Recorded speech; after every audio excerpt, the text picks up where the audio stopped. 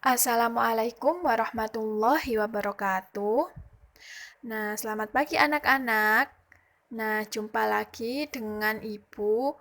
Nah, sudah lama ya kita tidak bertemu karena anak-anak libur 1 minggu. Nah, hari ini kita memulai pembelajaran lagi dengan semangat. Nah, sebelum memulai pembelajaran, alangkah baiknya anak-anak berdoa terlebih dahulu. Berdoa dipersilahkan. Berdoa diakhiri. Nah, anak-anak, hari ini kita akan belajar tentang tekanan zat dan penerapannya dalam kehidupan sehari-hari. Nah, tekanan yang pertama yang akan kita bahas yaitu tekanan pada zat padat.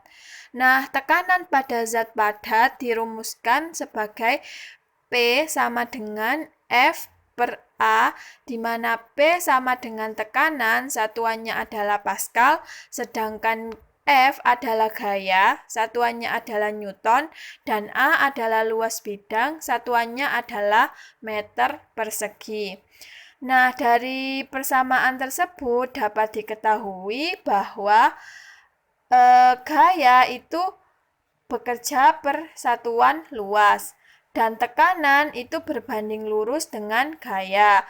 Apabila gaya yang diberikan besar, maka tekanan akan semakin besar. Namun ketika gaya yang diberikan kecil, tekanan juga kecil. Nah, tekanan berbanding terbalik dengan luas bidang.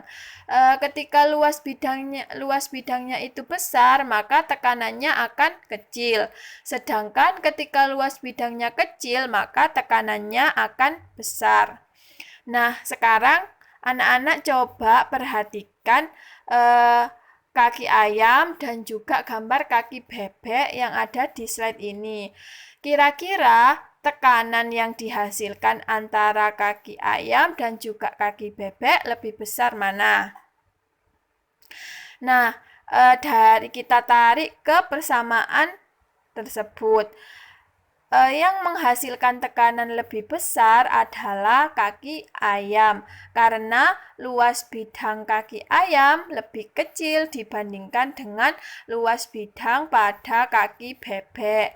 Karena pada kaki bebek ada selaput yang melapisi kaki bebek sehingga luas bidangnya besar. Nah, luas bidang yang besar akan menghasilkan tekanan yang kecil. Itulah mengapa bebek itu dapat berjalan di atas lumpur karena tekanan yang dihasilkan itu lebih kecil daripada tekanan yang dihasilkan oleh kaki ayam.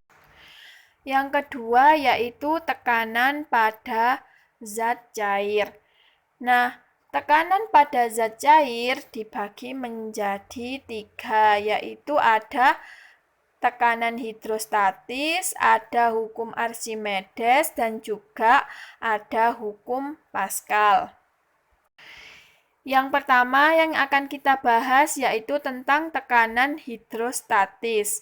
Nah, tekanan ini adalah tekanan yang dihasilkan oleh zat cair yang dipengaruhi oleh kedalaman dan juga massa jenis dari zat cair. Nah, semakin besar massa jenis zat cair dan kedalamannya, maka tekanan yang dihasilkan juga akan semakin besar. Nah, untuk tekanan hidrostatis persamaannya adalah P sama dengan Rho dikalikan G dikalikan H, di mana P sama dengan tekanan, satuannya adalah Newton per meter persegi atau Pascal, kemudian ada Rho, Rho adalah massa jenis zat cair, satuannya adalah kilogram per meter kubik, kemudian ada G adalah percepatan gravitasi, satuannya yaitu meter per second kuadrat, kemudian ada H sama dengan tinggi zat cair, satuannya adalah meter. Nah, ketika kita berenang, semakin dalam kedalaman kita berenang, maka tekanan kita di dalam zat cair tersebut juga semakin besar. Yang kedua yaitu hukum Archimedes. Nah, hukum ini yaitu berlaku pada benda yang dimasukkan ke air itu seolah-olah beratnya berkurang. Tetapi ternyata terdapat gaya apung yang mendorong benda ke atas atau berlawanan dengan arah berat benda.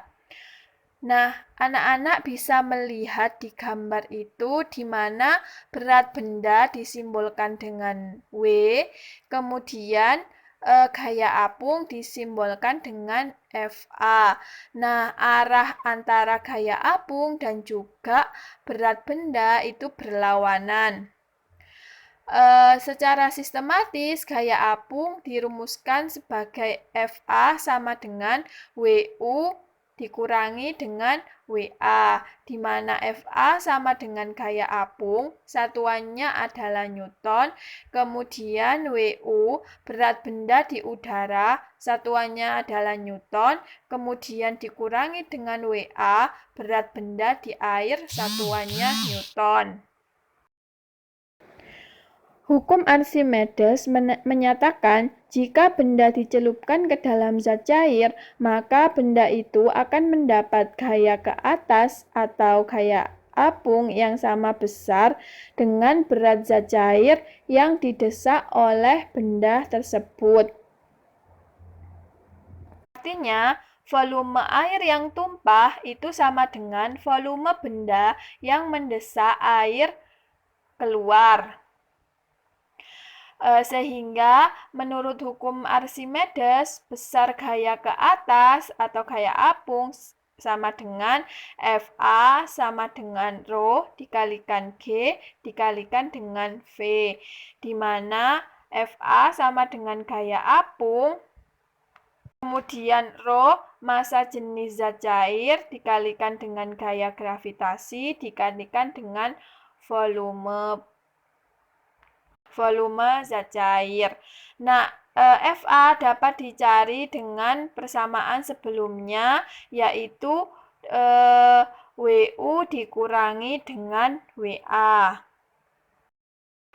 Kemudian selanjutnya yaitu hukum Pascal. Nah, pada hukum Pascal, yaitu tekanan yang diberikan pada zat cair dalam ruang tertutup akan diteruskan dan sama besar ke segala arah. Jika dirumuskan, hukum Pascal itu berlaku P1 sama dengan P2, di mana P1 dapat dicari dari F1 dibagi dengan A1, kemudian P2 dapat dicari dari F2 dibagi A2. F1 yaitu gaya yang bekerja pada piston 1, kemudian F2 gaya yang bekerja pada piston 2. Kemudian A1 adalah luas permukaan pada piston 1, kemudian A2 adalah luas permukaan pada piston 2. Nah, dari penjelasan kita hari ini dapat disimpulkan bahwa hari ini kita belajar tentang tekanan dan penerapannya dalam kehidupan sehari-hari. Hari ini kita belajar tentang tekanan pada zat padat, di mana P sama dengan F per A, yaitu gaya berbanding lurus dengan tekanan, sedangkan luas bidang berbanding terbalik dengan tekanan. Kemudian ada tekanan pada zat cair, ada hukum Archimedes, kemudian ada hukum Pascal, dan juga ada tekanan hidrostatis. Nah, sekian pembelajaran kita pada pagi hari ini. Tetap semangat untuk pembelajaran IPA selanjutnya. Ibu akhiri, Assalamualaikum warahmatullahi wabarakatuh.